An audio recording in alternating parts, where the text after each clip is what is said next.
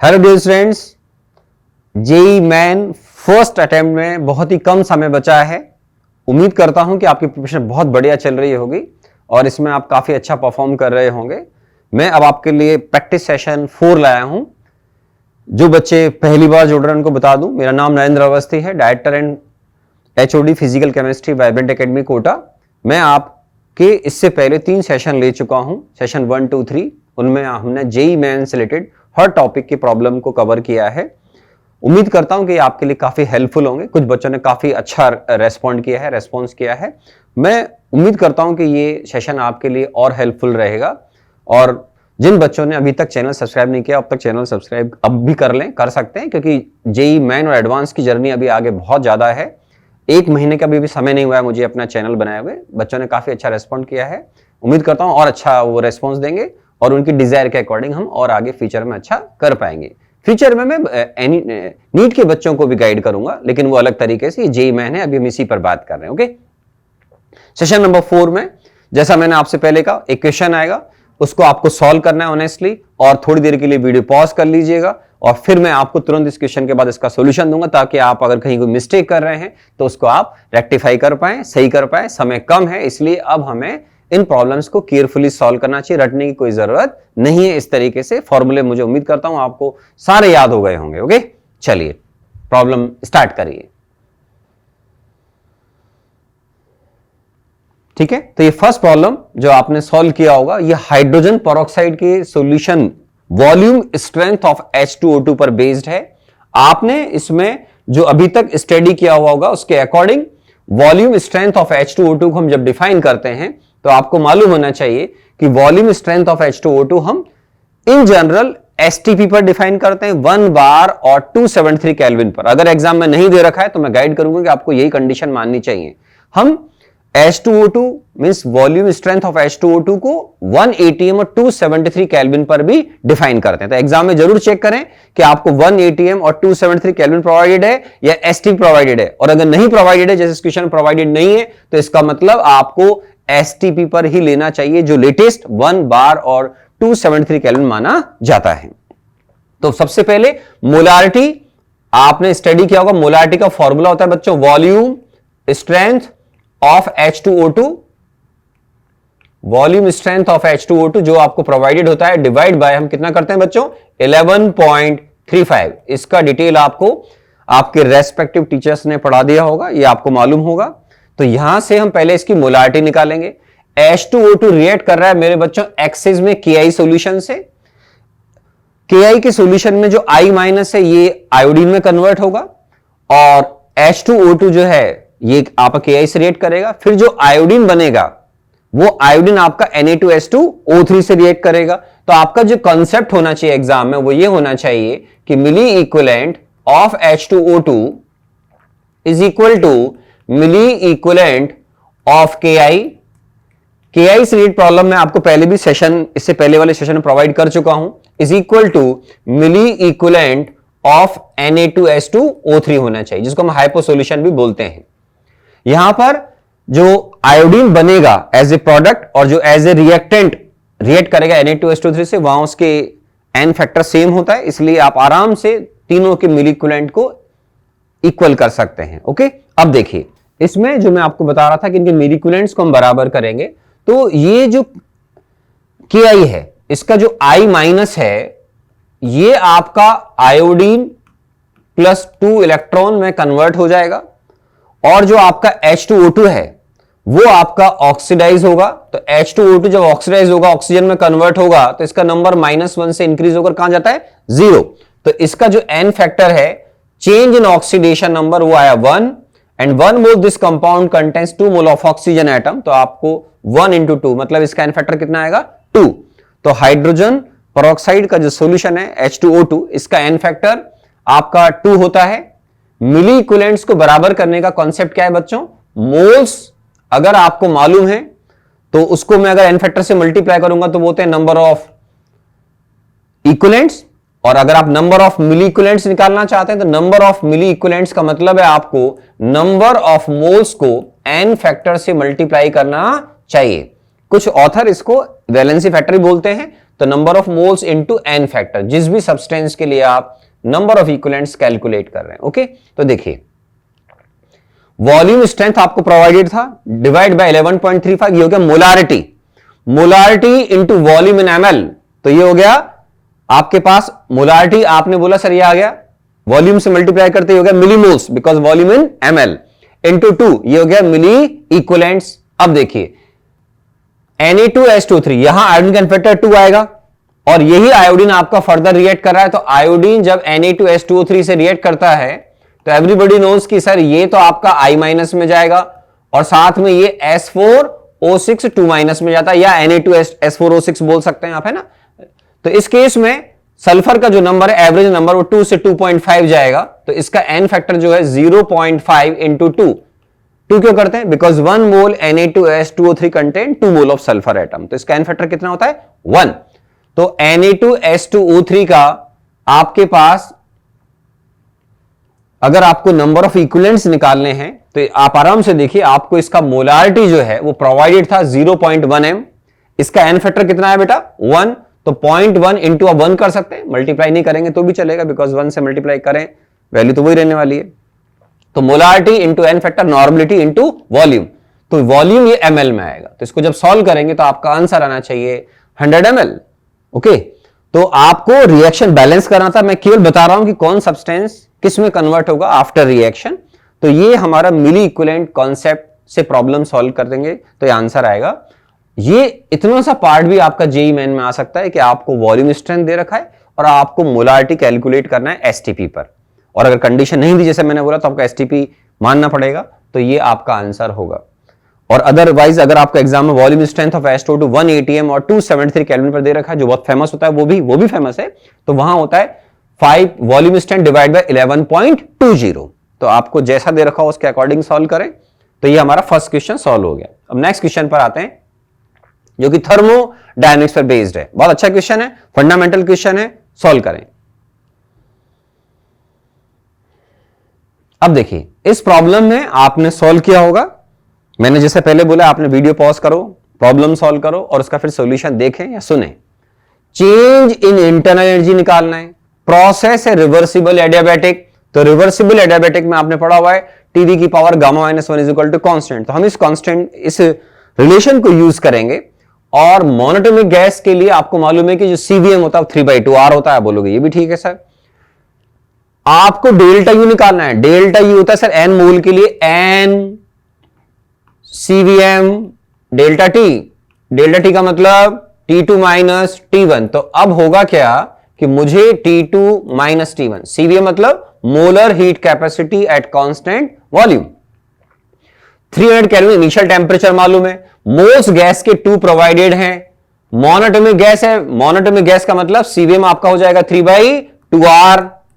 तो अब sir R calorie system में 2 वैल्यू होती है, आप जानते हैं कैलोरी मोल पर केल्विन, ये भी ठीक है। T2 कैलकुलेट करना पड़ेगा, तो T2 कैलकुलेट करने के लिए आपने कुछ फेमस रिलेशन थर्मोडायनेमिक्स में पढ़े हुए हैं, like PV raise to power gamma is equal to constant TV raise to power gamma -1, तो हम इसी कॉन्सेप्ट को यूज कर लेंगे आराम से। देखिए TV raise to power gamma -1 means T1 V1 raise to power gamma -1 is equal to T2 V2 raise to power gamma -1। तो आपको यहां पर जो जैसा प्रोवाइडेड है T1 दे रखा है बच्चों, आपके पास V1 V2 की वैल्यूज प्रोवाइड कर रखे थे, आप आराम से देखिए, आपसे कहा गया था कि इसको कंप्रेस किया गया रिवर्सिबली 16 लीटर से लेकर 2 लीटर तक, तो हमने रेशियो कैलकुलेट किया और रेशियो के अकॉर्डिंग जब इस प्रॉब्लम को सॉल्व किया है तो आप बोलेंगे यस सर, तो V1 अपॉन V2 का रेशियो आपका 8 आ गया, 5/3 -1 मतलब ये हो जाएगा बच्चों 2/3, तो आप 8 की पावर अगर 2/3 लिखेंगे तो आपको मालूम होता है कि 8 की पावर 1/3 जो है वो 2 होता है, 2 का स्क्वायर 4 हो जाएगा, और 4 को मल्टीप्लाई करेंगे 300 से तो 1200 केल्विन आएगा। तो T2 कैलकुलेट करने के लिए अपने को मेहनत करनी है। जेईई मेन में ये पहला पार्ट इटसेल्फ इनफ है एक क्वेश्चन आने के लिए, फिर हमने थोड़ा सा और एक्सटेंड कर रखा है क्योंकि मैं मानता हूं कि कुछ प्रॉब्लम इजी आते हैं जेईई मेन में, कुछ बहुत इजी, कुछ मॉडरेट, कुछ डिफिकल्ट भी आते हैं प्रॉब्लम, तो हमें सब तरह की प्रॉब्लम को सॉल्व करने की हैबिट होनी चाहिए। यहां डेल्टा यू हम कैलकुलेट करेंगे एन सीवीएम डेल्टा टी, एन 2 सीवीएम मैंने अभी आपको बताया 3/2R, T2 minus T1 solve कर लीजिए, 5400 कैलोरी। अगर कभी किसी प्रॉब्लम में बाय डिफॉल्ट अगर मुझसे गलती से कोई कैलकुलेशन एरर हो जाए तो आप मुझे लिख दीजिएगा, चांसेस बहुत कम है, लेकिन अगर होता है तो बता दीजिएगा अगर कभी आपको लगता है तो, है ना। नेक्स्ट प्रॉब्लम काइनेटिक्स पर बेस्ड प्रॉब्लम है, सॉल्व करें।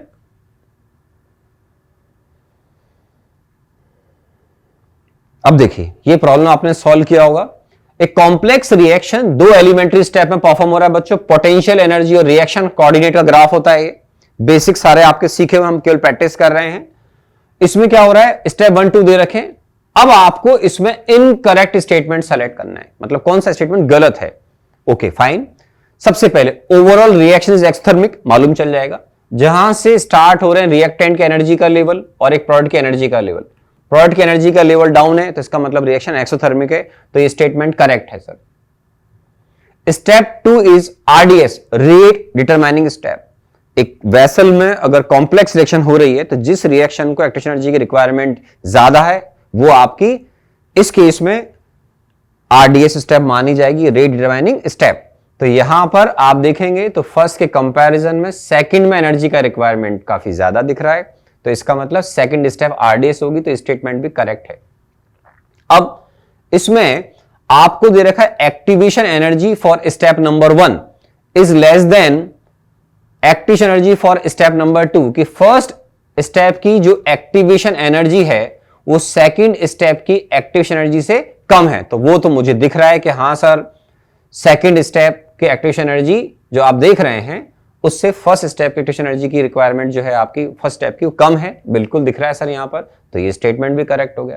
तो अब आ रहा है sir step 2 is fast than step number 1। वो स्टेप फास्ट होगी जिसको एनर्जी की रिक्वायरमेंट कम होगी, तो step 2 is fast than step 1। Step 2 की एनर्जी की रिक्वायरमेंट ज्यादा है तो ये स्टेप तो स्लो हो गई, जबकि इसमें लिखा हुआ step 2 is fast than step 1, तो ये स्टेटमेंट इनकरेक्ट हो गया। मतलब आपका आंसर इस केस में डी होना चाहिए। तो स्टेटमेंट डी था जैसा मैंने आपको बताया।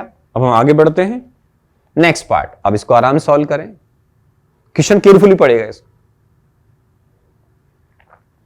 अब देखिए इस प्रॉब्लम में लिखा हुआ है hydrogen atom emits a photon of energy 12.75 eV। बड़ा फेमस डेटा है, आपने देखा होगा। व्हेन जब ऐसा लिखा हुआ the angular momentum changes according to Bohr's theory. Angular momentum जो आप कैलकुलेट करते हैं सर वो इलेक्ट्रॉन जब ऑर्बिटल में होता है तब भी कैलकुलेट करते हैं आप, उसका फॉर्मूला अलग। ऑर्बिट, बोर्स थ्योरी ऑर्बिट के बारे में बात करती है। When electrons revolve outside the nucleus in circular path, जिसको हम क्या बोलते हैं, हम बोलते हैं जिनको ऑर्बिट बोलते हैं, उसमें जो इलेक्ट्रॉन रिवॉल्व कर रहा होता है। ये इलेक्ट्रॉन जब कभी भी हायर से लोअर एनर्जी स्टेट में गिरेगा, डाउन होगा, तो उस सिचुएशन में एनर्जी इमिट होगी इन टर्म्स ऑफ फोटोन। तो आपको फोटोन की एनर्जी प्रोवाइड कर रखी है। अब आपको एनर्जी का फॉर्मूला मालूम होता है, -13.6 Z² अपॉन n² eV पर एटम। अच्छा हाइड्रोजन एटम दे रखा है मेरे बच्चों, तो Z की वैल्यू 1 होती है। आप बोलोगे यस सर। अब आपको अगर E1 कैलकुलेट करना है फॉर एग्जांपल, तो E1 हो जाएगा -13.6 eV पर एटम। ठीक है, ये जो डेटा है काफी बच्चों ने प्रैक्टिस कर रखी है, उनको मालूम है कि सर ये E4 और E1 का डिफरेंस होता है। मतलब आप E4 भी सिमिलरली कैलकुलेट कर लें, -13.6 Z की वैल्यू 1² डिवाइड बाय 4², ठीक है, eV पर एटम। और इन दोनों का अगर आप डिफरेंस लेंगे तो ये डेल्टा E जो है आपका वो आपका आएगा डेल्टा E, E4 और E4 का जो डिफरेंस है, राइट। तो ये अगर आप कैलकुलेट करेंगे तो इसको आप इंटरप्रेट करेंगे तो ये आएगा आपका 12.75। मींस इलेक्ट्रॉन फोर्थ ऑर्बिट से जब फर्स्ट ऑर्बिट में गिरेगा तो उस सिचुएशन में इतना या इस एनर्जी के फोटोन रिलीज होगा। अब ये बोलते हैं कि एंगुलर मोमेंटम में चेंज निकालना है, लेकिन ब्रैकेट में रखा है अकॉर्डिंग टू बोर्स थ्योरी। मतलब ऑर्बिट में इलेक्ट्रॉन जब रिवॉल्व कर रहा है और ये 4 से फर्स्ट का मतलब ग्राउंड स्टेट में गिर रहा है, तो एंगुलर मोमेंटम में कितना चेंज आएगा। तो ये आपने पढ़ा होगा mvr इक्वल टू क्या था मेरे बच्चों, NH/2π। तो उसी को हम यूज करेंगे। तो फॉर हाइड्रोजन एटम ये आपको मालूम होना चाहिए। नहीं मालूम है तो मैंने आपको हिंट दे दिया कि E1 E4 कैसे निकालते हैं, उनका डिफरेंस ये आएगा। अब एंगुलर मोमेंटम में चेंज, किसी सर्टेन ऑर्बिट में जब इलेक्ट्रॉन रिवॉल्व करता है एमवीआर इज इक्वल टू क्या होता है, NH अपॉन 2पाई। तो जब ये जंप मार रहा है 4 से 1 में, तो N2 minus N1 H upon 2पाई। तो यहां N2 की वैल्यू 4, 1, आराम से सॉल्व कर लीजिए, 3H बाई 2पाई आ जाएगा। तो ये हमारे लिए बहुत अच्छा क्वेश्चन हो गया। फिर आराम से सोचेंगे तो इसमें भी जेईई मेन के 2 इजी क्वेश्चन आ सकते हैं। फर्स्ट यही है बस, 12.75 का मतलब इलेक्ट्रॉन कहां से कहां जंप मारा, तो आपका आंसर होगा 4 से 1। ये अपने आप में क्वेश्चन है, उसको और एक्सटेंड कर दिया।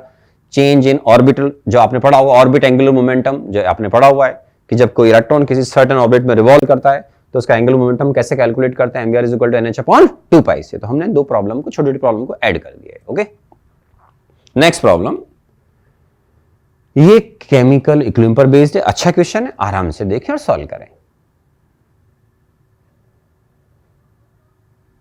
अब देखिए ये प्रॉब्लम आपने पढ़ा, आप बोलोगे यस सर, इसमें solid ammonium chloride ammonia gas और HCl गैस में ब्रेक हो रहा है। ठीक है सर, Kp का वैल्यू दे रखा है मेरे बच्चों। तो इस केस में जो Kp है वो किसके बराबर हो जाएगा बेटा, 2 सॉलिड सब्सटेंस है NH4Cl, solid converting into NH3 gas plus HCl। आप बोलोगे यस सर।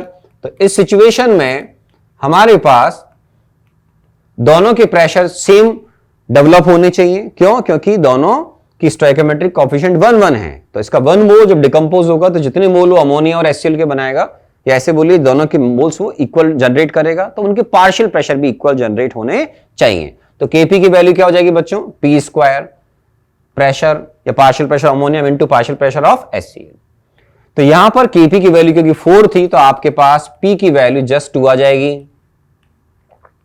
तो आपके पास किसी भी गैस के बारे में अगर इंफॉर्मेशन चाहिए तो आप कैलकुलेट कर सकते हैं। देखिए अगर आपके पास इनिशियल मोल्स NH4Cl के अगर 4 थे तो इक्विलिब्रियम पर एक कम होकर 4 - X, तो इनके मोल्स XX हो जाएंगे। आप बोलोगे यस सर कोई प्रॉब्लम नहीं है।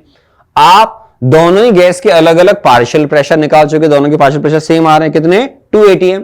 आप आराम से PV = nRT का कॉन्सेप्ट लगाकर यहां पर मोल्स कैलकुलेट कर सकते हैं। दोनों में से किसी भी गैस के अगर आपने मोल्स कैलकुलेट कर लिए तो X आ जाएगा, और अगर आप 4 में से X की वैल्यू को माइनस कर देंगे तो वो आ जाएंगे moles of ammonium chloride.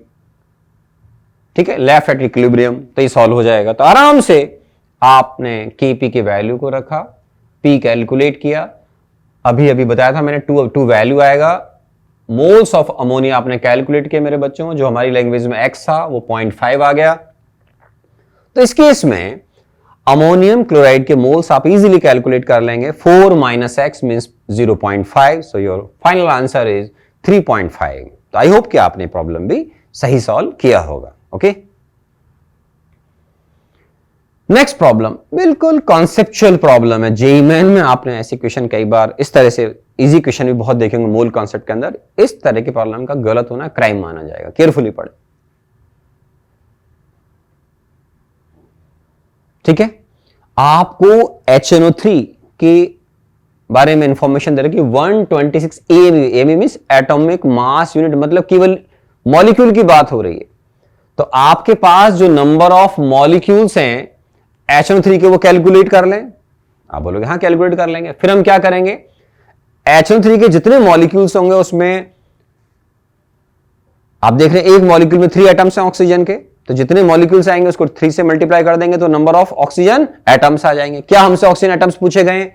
Answer no sir, हमसे नंबर ऑफ एटम्स नहीं, नंबर ऑफ मोल्स पूछे गए हैं। तो आप जानते हैं नंबर ऑफ मोल्स निकालने के लिए क्या करेंगे, फिर हम नंबर ऑफ ऑक्सीजन एटम्स को Na से डिवाइड कर देंगे। तो ये बहुत सिंपल क्वेश्चन हो गया। नंबर ऑफ मॉलिक्यूल्स कैलकुलेट कर लीजिए, ऑक्सीजन के एटम को निकालेंगे 3 से मल्टीप्लाई कर दिया, और number of moles of oxygen atom पूछा गया तो 6 divide by Na, Avogadro number जिसको हम बोलते हैं, तो आपका आंसर आ जाएगा। तो ये जो है आप कैलकुलेट कर रहे हैं 6 बाय Na का मतलब एवोगैड्रो कांस्टेंट। ठीक है, इसकी यूनिट मोल इनवर्स होती है, तो आपके पास first class number of moles आ जाएंगे, है ना। तो ये बहुत कॉन्सेप्चुअल प्रॉब्लम हमारे आज के लेक्चर का सबसे इजी प्रॉब्लम था, लेकिन इसको भी बच्चे कई बार सिली मिस्टेक करते हैं और वो आंसर केवल 6 प्रोवाइड करके आते हैं। नेक्स्ट प्रॉब्लम इलेक्ट्रोकेमिस्ट्री बेस्ड है, आराम से सॉल्व करें। ऐसे क्वेश्चन में साइन का ध्यान रखें, साइन मिस्टेक होने से आपके आंसर गलत हो जाते हैं, मार्क्स पॉजिटिव से नेगेटिव में कन्वर्ट हो जाते हैं। ठीक है, आपने प्रॉब्लम पढ़ा, सुना, आराम से देखिए। एक कंप्लीट जो रिडॉक्स रिएक्शन इलेक्ट्रोकेमिस्ट्री की, उसमें एक ऑक्सीडेशन एक रिडक्शन की रिएक्शन होती है। इसमें आपको रिडक्शन की रिएक्शन एक प्रोवाइडेड है, आप बोलोगे यस सर, और आपको एक रिएक्शन ऑक्सीडेशन की प्रोवाइडेड है। बी केयरफुल, एग्जाम में ऐसा बहुत कम होता है कि आपको एसओपी दिया जाए, किसी भी रिएक्शन के सामने अगर ई नॉट लिखा हुआ और मेंशन नहीं तो आप रिएक्शन देखकर पता लगाएंगे। For example Cr2+ converting to Cr3+ तो ऑक्सीडाइज हो रहा है, तो इसका मतलब ये एसओपी दे रखा है। एसओ मतलब स्टैंडर्ड ऑक्सीडेशन पोटेंशियल, और आपको इस रिएक्शन के बारे में इंफॉर्मेशन है। आप देखेंगे इसमें किसी भी साइड में इलेक्ट्रॉन्स नहीं है, मतलब एक बैलेंस रिडॉक्स है। तो बैलेंस रिडॉक्स मतलब हमारी सेल रिएक्शन है। तो इसका ई नॉट का वैल्यू कितना है? 1.8।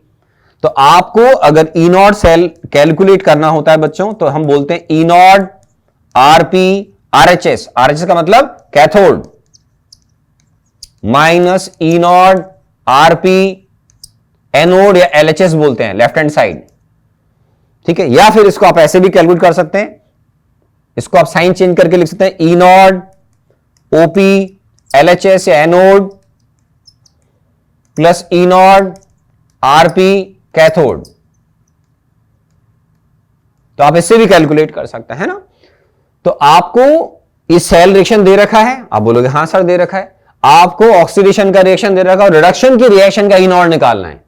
तो आप जानते हैं कि सर इस केस में हमारे लिए प्रॉब्लम बड़ा आसान हो गया। मैं इस रिएक्शन को 2 से मल्टीप्लाई करके इसमें जैसे ही ऐड करूंगा तो मेरे पास ये सेल रिएक्शन बन जाएगी। आप बोलोगे हां सर, चेक कर सकते हैं आराम से। इस रिएक्शन, ये रिएक्शन दे रखा है, इसको 2 से मल्टीप्लाई करें और ऐड कर दें, इलेक्ट्रॉन्स कैंसिल हो जाएंगे। ई नॉट एक इंटेंसिव प्रॉपर्टी है, इलेक्ट्रॉन किसी भी रिएक्शन को आप किसी फैक्टर से मल्टीप्लाई डिवाइड करने से ई नॉट की वैल्यू चेंज नहीं होती है। तो इसका मतलब मेरे पास ये जो रिएक्शन है सेल रिएक्शन, ये इसके रिडक्शन की रिएक्शन हो गई, ये इसके ऑक्सीडेशन की रिएक्शन हो गई। तो आप इस कॉन्सेप्ट को यूज कर लें। आपको क्योंकि एसओपी दे रखा है तो आप आराम से ई नॉट सेल मालूम है, ई नॉट ओपी मालूम है, तो ई नॉट आरपी हम कैलकुलेट कर सकते हैं। तो देखिए आराम से यहां पर E naught OP anode, E naught RP cathode, या फिर आपने याद कर रखा है, सर हमने तो याद कर रखा है E naught RP RHS minus E naught RP LHS, कोई दिक्कत नहीं है। तो फिर आप जानते हैं एसओपी और एसआरपी एक ही सब्सटेंस के लिए अगर लिख रहे हैं तो साइन चेंज कर दीजिएगा। तो यहां पर 1.8, 0.41 ई नॉट आरपी आराम से कैलकुलेट होकर आपका आंसर आएगा 1.39 वोल्ट। साइन का मिस्टेक अगर हो गया, आपने मान लीजिए -0.41 कर दिया, दिक्कत हो जाएगी, है ना। सो बी केयरफुल। इस क्वेश्चन में इलेक्ट्रोकेमिस्ट्री बेस्ड था। ये क्वेश्चन इलेक्ट्रोकेमिस्ट्री प्लस आयनिक दोनों का एक अच्छा कॉम्बिनेशन है, आराम से देखें, अच्छा क्वेश्चन है।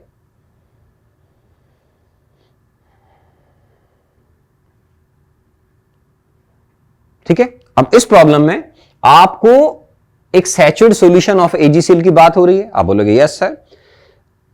आपने थ्योरी के अंदर पढ़ा होगा, आपको आपके ऑनरेबल सर ने पढ़ाया होगा, लैम्डा एम इंफिनिटी के बराबर ही माना जाता है किसके लिए? स्प्रिंगली सॉल्युबल सब्सटेंसेस के लिए। डिटेल में बताया जाता है क्लासेस के अंदर। एजीसीएल स्प्रिंगली सॉल्युबल सब्सटेंसेस की सॉल्युबिलिटी पानी के अंदर बहुत कम होती है, तो उसमें पार्टिकल्स का जो डिस्टेंस है वो ऑलरेडी बहुत ज्यादा होता है। तो हम एज्यूम कर लेते हैं कि इसका लैम्डा एम इनके लैम्डा इंफिनिटी के बराबर ही होता है। एग्जाम में अगर एजम्पशन नहीं दे रखा है तो ये आपको लेना पड़ेगा। ओके, तो इस केस में कंडक्टिविटी सैचुरेटेड सॉल्यूशन के बारे में बात हो रही है, लेकिन इसके लिए आपको Ag+ और Cl- के बारे में इंफॉर्मेशन दी गई है, 60 और 80 प्रोवाइडेड है। KSP आपको दे रखा है सर। लिमिटिंग आयनिक कंडक्टेंस मतलब आपको ये जो वैल्यूज हैं ये आपके पास लैम्डा एम इंफिनिटी जो है वो आपको प्रोवाइडेड है। ठीक है, मोलर कंडक्टिविटी इसको हम बोलते हैं। आपको कंडक्टिविटी कैलकुलेट करनी है मेरे ख्याल से, तो आपको कप्पा कैलकुलेट करने के बाद Z कैलकुलेट करवा जा रहा है। Z कैलकुलेट इसलिए करवा जा रहा है क्योंकि वो चाहते हैं कि आपका जो आंसर है वो बहुत सिंपल किसी नंबर की फॉर्म में आ जाए। ओके, तो आपको कुल मिलाकर पहले कप्पा सॉल्व करना पड़ेगा कंडक्टिविटी, और उसके बाद फिर हम प्रॉब्लम को सॉल्व करेंगे। तो AgCl की जो कंडक्टिविटी है वो आपको सॉल्व करनी है सर। तो पहले आप क्या करें, आराम से उसका लैम्डा एम निकाल लें। किसी भी कंपाउंड का अगर आप लैम्डा इंफिनिटी कैलकुलेट करें तो उसको आपको उसे कॉन्स्टिट्यूएंट आयंस का सम करना पड़ेगा। आप बोलोगे हाँ सर, तो 80 + 60 कितना हो गया? 140 हो गया। कप्पा मुझे कैलकुलेट करना पड़ेगा इनटू 1000 अपॉन एस, यूनिट्स का ध्यान रखें, ये एस आप देख रहे हैं, ये एग्जाम यूनिट जरूर चेक करेगा, S metre square mole inverse नहीं है, S centimetre square mole inverse है ना। तो उसकी वजह से ये आपके पास एक कप्पा इंटू 1000 अपॉन एस का कॉन्सेप्ट लगेगा। एस का मतलब सॉल्युबिलिटी, जिसको मोलारिटी भी बोलते हैं इजी लैंग्वेज में, है ना। तो आपके पास AgCl का सैचुरेट सॉल्यूशन है, AgCl के सैचुरेट सॉल्यूशन में Ksp का वैल्यू किसके बराबर होता है बच्चों? एस स्क्वायर के बराबर। आप बोलोगे यस सर, AgCl आपने आयनिक पढ़ा हुआ है मेरे बच्चों, AgCl वाटर में डिसॉल्व होने के बाद अपने कॉन्स्टिट्यूएंट आयंस में Ag प्लस और Cl माइनस में कन्वर्ट होता है, सब बच्चों को मालूम होता है। इसकी सॉल्युबिलिटी को अगर हम S मानेंगे तो इक्विलिब्रियम जो डेवलप होगा तो इसका जो Ksp है वो S स्क्वायर के इक्वल आता है। तो S की वैल्यू अंडर रूट Ksp से आप कैलकुलेट कर लीजिएगा, 10⁻⁵ मोल पर लीटर आ जाएगी, तो वो आपने यहां रख दी। तो ऐसा करके हमने कप्पा कैलकुलेट कर लिया, और आपको क्योंकि आंसर जो प्रोवाइड करना था वो इस कप्पा को आपको 10⁸ से मल्टीप्लाई कर 20 से डिवाइड करना था, एक इजी नंबर में हमें कन्वर्ट करना था, सिंगल डिजिट में कन्वर्ट करना था, तो आपका फाइनल आंसर सॉल्व करने के बाद 7 आएगा, है ना। ये क्वेश्चन बेटर क्वेश्चन है, थोड़ा सा हल्का सा डिफिकल्ट है, हल्का ज्यादा नहीं, क्योंकि इसमें आपको सम करना आना चाहिए, ये तो आपको मालूम होना चाहिए, है ना।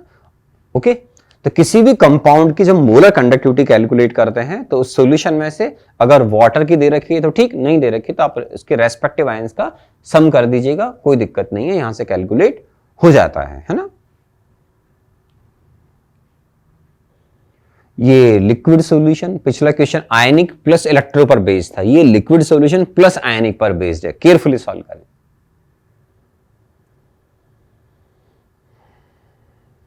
अब देखिए इस प्रॉब्लम में depression of freezing point of 0.01 molar aqueous solution BOH की बात हो रही है। एक वीक बेस है जिसके बारे में आपको डिप्रेशन फ्रीजिंग पॉइंट दे रखा है, अलग से एक इंफॉर्मेशन दे रखी है आपके हेल्प के लिए, 0.5 molar urea aqueous solution freeze होता है इस टेंपरेचर पर।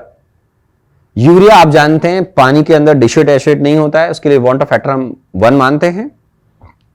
तो आप पहले यूरिया के डेटा से Kf निकाल लें, ठीक है ना, फ्रीजिंग पॉइंट कांस्टेंट बोलते हैं बेटा, और फिर हम BOH के लिए प्रॉब्लम सॉल्व करेंगे।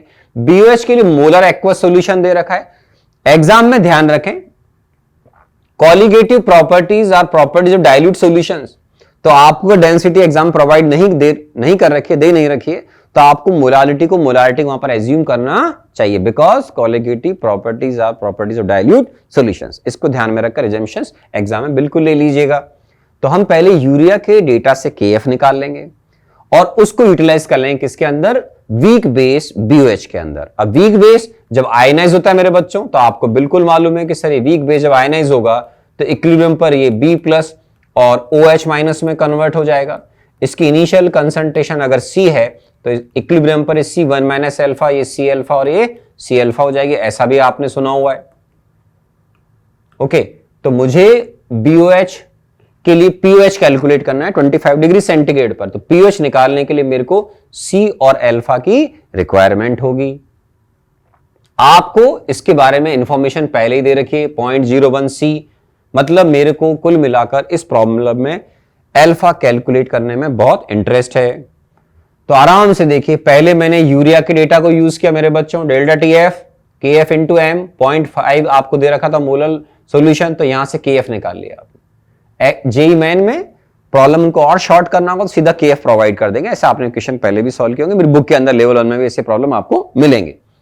अब वीक बेस जैसा मैं आपको सिखा रहा था आयनाइज हो रहा है, मुझे OH- कैलकुलेट करने में इंटरेस्ट है, C आपने दे रखा था अल्फा निकालना है, तो अल्फा निकालने के लिए बड़े आराम से आपको जो डेटा प्रोवाइड कर रखे थे, delta TF = KF × M × I, यहां पर I की वैल्यू आपको जो है वो प्रोवाइडेड नहीं की गई थी, तो आप कैलकुलेट करेंगे, क्योंकि वीक बेस से BOH 2 पार्ट में ब्रेक होगा। आपने सुना हुआ I = होता है मेरे बच्चों 1 + N - 1 × अल्फा, N का वैल्यू कितना है 2, क्योंकि 2 पार्ट में ब्रेक हो रहा है, तो I का वैल्यू हो जाएगा मेरे बच्चों 1 + अल्फा।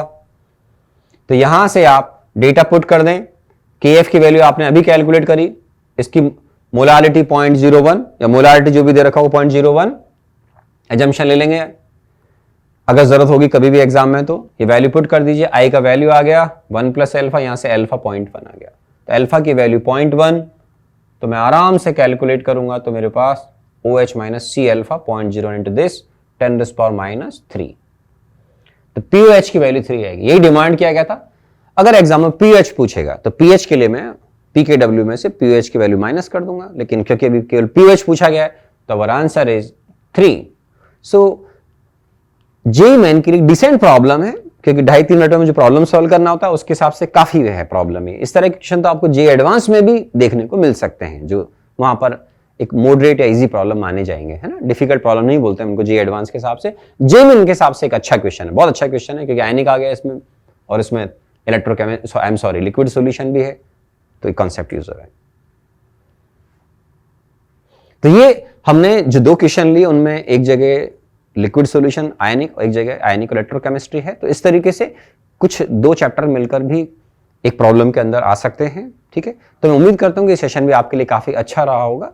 तो हमें प्रैक्टिस करनी होती है, कॉन्फिडेंस बनाए रखें, कोई सिली मिस्टेक ना हो, उसी लिए हमें केवल प्रैक्टिस करनी होती है। तो मैंने जैसा ही पहले कहा था, लगभग जब 6-7 डेज रह जाएं तो आप अच्छे प्रॉब्लम्स को दोबारा जो आपने पहले की उनकी प्रैक्टिस कर लें, उनसे कॉन्सेप्ट रिवाइज हो जाते हैं। और कोई बात नहीं, हमें क्वेश्चन को नहीं रटना होता है। लास्ट के फ्यू डेज में नियरली जब 1 वीक अराउंड रह जाए तो आपको प्रॉब्लम्स, जो नए प्रॉब्लम्स उनको अटेम्प्ट कम करना चाहिए। हाँ, पेपर सॉल्व करें, प्रीवियस ईयर्स के पेपर सॉल्व करें, specially very helpful in mathematics. बाकी में भी ठीक है, कॉन्फिडेंस के लिए अच्छा था सब्जेक्ट में, फिजिक्स और केमिस्ट्री में भी।